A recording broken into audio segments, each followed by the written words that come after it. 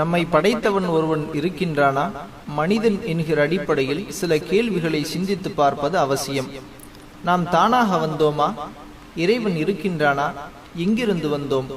ஒன்று, நாம் ஒன்றும் இல்லாததிலிருந்து வந்தோம், அல்லது நம்மை நாமே படைத்து கொண்டோம், அல்லது ஏதோ ஒன்றால் படைக்கப்பட்டோம்.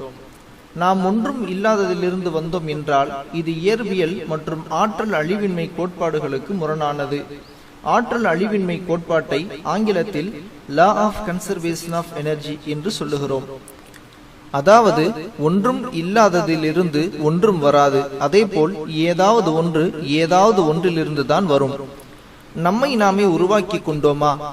இது எப்படிப்பட்டதென்றால், நான் இருக்கின்றேன் என்றும் நான் இருக்கவில்லை என்றும் ஒரே நேரத்தில் சொல்லுவது போல. இன்னும் புரியும்படி சொல்வதாக இருந்தால், என்னுடைய தாய் தன்னைத்தானே பெற்றெடுத்து கொண்டாள் என்று சொல்வது போல அறிவுக்கு பொருந்தாத ஒன்று. உங்களுக்கு தெரியுமா, இந்த உலகத்தின் வயது 13 பில்லியன் வருடங்கள். மனிதனுடைய ஒரே ஒரு புரதம் தானாக உருவாக 634 மில்லியன் பில்லியன் வருடங்கள் தேவைப்படும்.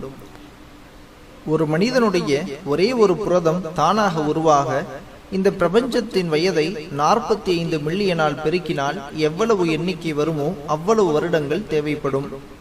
இன்னும் நீங்கள் எந்த படைப்பாளனும் இல்லாமல் தானாக வந்தோம் என்று நம்புகிறீர்களா? உங்களுக்கு தெரியுமா, ஒரு மனிதன் 18.5% கார்பனும், 3.3% நைட்ரஜனும், 9.5% ஹைட்ரஜனும், 65% ஆக்சிஜனும் தன்னகத்தை உள்ளவனாக படைக்கப்பட்டுள்ளான். ஒரு சராசரி மனிதனுடைய உடம்பில் 15 காலன்கள் தண்ணீரும் 26 பவுண்டு மரக்கரியும் 3 பவுண்டு காற்றும் உள்ளன. இவை அனைத்தையும் ஒரு பையில் போட்டு குலுக்கினால் ஒரு மனிதனை உருவாக்க எத்தனை வருடங்கள் நமக்கு தேவைப்படும்? இது சாத்தியமும் இல்லை. இன்னும் நீங்கள் எந்த படைப்பாளனும் இல்லாமல் தானாக வந்தோம் என்று நம்புகிறீர்களா? இருக்கக்கூடிய எல்லா நவீன தொழில்நுட்பங்களையும் பயன்படுத்தி மனிதனுக்கு நிகரான நேர்த்தியான ஒரு ரோபோட்டை உருவாக்க நம்மால் முடியாது. இருக்கக்கூடிய எல்லா நவீன தொழில்நுட்பங்களையும் பயன்படுத்தி 576 பிக்சல் திறன் கொண்ட மனித கண்களுக்கு நிகரான ஒரு கேமராவை நம்மால் உருவாக்க முடியாது. இன்னும் நீங்கள் எந்த படைப்பாளனும் இல்லாமல் தானாக வந்தோம் என்று நம்புகிறீர்களா? நாளொன்றுக்கு 7200 லிட்டர் இரத்தத்தை எந்தவித சிரமமும் இல்லாமல் சுழற்சி செய்யும் மனித இதயத்திற்கு நிகரான ஒரு இயந்திர இதயத்தை நம்மால் உருவாக்க முடியாது. இன்னும் நீங்கள் எந்த படைப்பாளனும் இல்லாமல் தானாகத்தான் வந்தோம் என்று நம்புகிறீர்களா?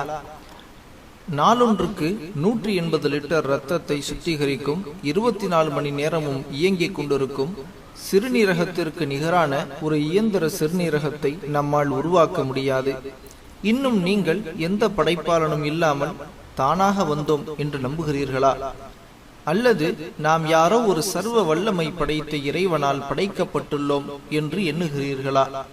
நம்மை படைத்த இறைவன் தன்னுடைய திருமுறையில் ஒரு முறை இப்படி சொல்லி காட்டுகின்றான்.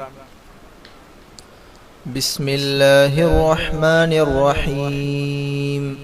யா அய்யுஹன் நாஸு ضرب مثل فاستمعوا له إن الذين تدعون من دون الله لن يخلقوا ذبابا ولو اجتمعوا له وإن يسلبهم الذباب شيئا لا يستنقذوه منه ضعف الطالب والمطلوب ما قدر الله حق قدره إن الله لقوي عزيز.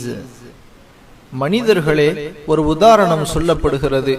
எனவே அதனை செவிதாழ்த்தி கேளுங்கள். நிச்சயமாக அல்லாஹ்வை அன்றி வேறு எவர்களை நீங்கள் அழைக்கின்றீர்களோ அவர்கள் ஒரு ஈயை கூட படைக்க முடியாது. அதற்காக அவர்கள் ஒன்று சேர்ந்தாலும் சரியே. இன்னும் ஈ அவர்களிடமிருந்து ஒரு பொருளை பிடுங்கிக் கொண்டாலும் அதனை அதனிடமிருந்து அவர்கள் விடுவிக்கவும் முடியாது. தேடுவோனும் தேடப்படுவோனும் பலவீனர்களே. அவர்கள் அல்லாஹுவை கண்ணியப்படுத்த வேண்டியவாறு கண்ணியப்படுத்தவில்லை.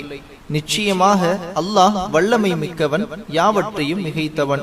அத்தியாயம் 22 வசனங்கள் 73 மற்றும் 74. இன்னும் ஒரு இடத்தில் இப்படி சொல்லி காட்டுகின்றான்.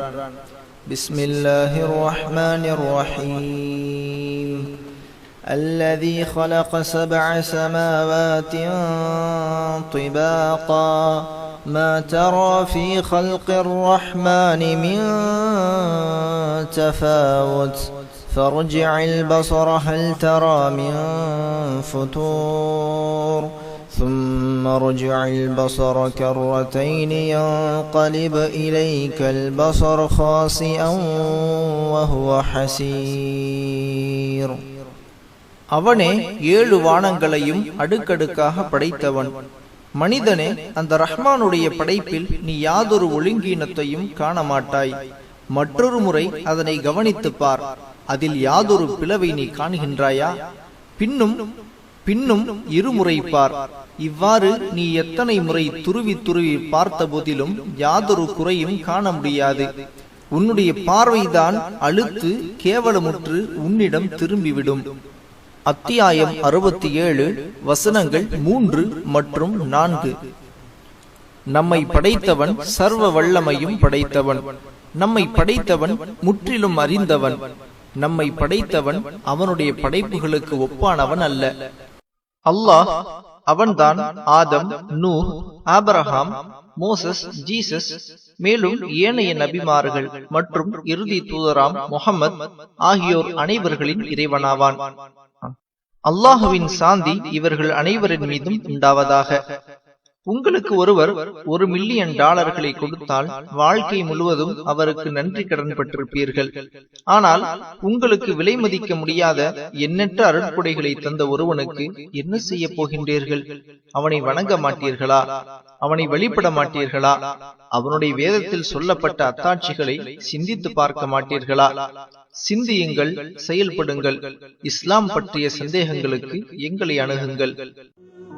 قل للكون وقل للخلق وللأزمان كم تهنأ وفؤادك يملأه القرآن قل لهموم الناس وأسئلة الحيران كم فيك سرورا وسلام.